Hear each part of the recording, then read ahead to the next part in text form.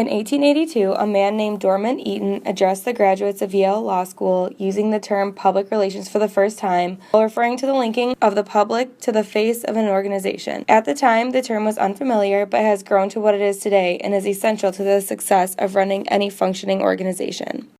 The field of public relations would be much different if it weren't for two important people, Ivy Lee and Edward Bernays. Scholars and historians argue over who was the first of the two to father public relations as an emerging field. Lee was originally a journalist for the New York Times and relied greatly on his journalistic skills to delve into the depths of public relations and incorporate it into the media. He opened one of the first public relations firms to exist in the United States. Lee is known for his contributions to the field with his Declaration of Principles, a document distributed to the media clarifying important groundwork to the public relations profession. In 1906, there was a devastating train wreck, leaving 50 people dead. This train was owned by the Pennsylvania Railroad, one of Lee's clients at the time. Instead of covering the wreck, Lee lived up to his Declaration of Principles and created the first ever positive press experience. Photographers and writers were welcome to the scene to take pictures and report on the catastrophe, rather than hiding evidence and giving the public invalid information. This was also when the first press release was ever publicized.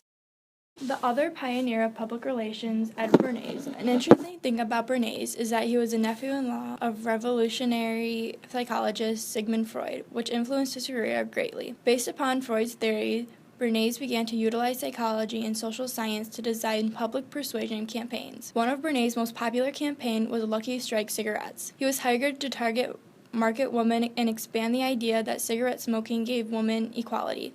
It was one of the most successful campaigns in public relations history. Bernays used one of social behavior to influence purchasing, introduces the different theories of public relations. Excellence theory is a general theory of public relations. It specifies how public relations makes organizations more effective. The excellence theory resulted from a study about the best practice in public relations.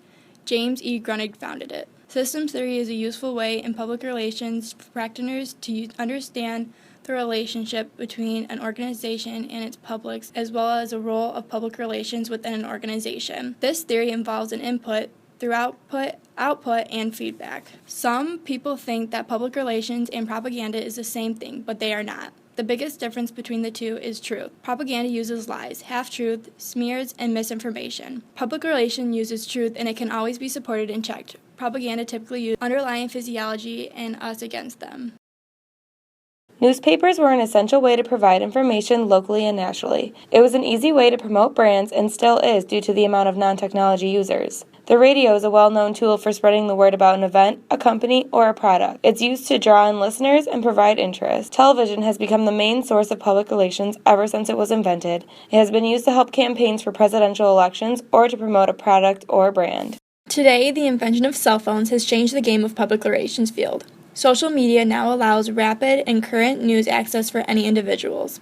Social media has expanded within the past decade. There are now easier ways to connect with people rather than word of mouth. Twitter, Instagram, and Facebook are all easy ways and free ways to promote event and brand. This is now done by status, picture, tweets, or trending hashtags.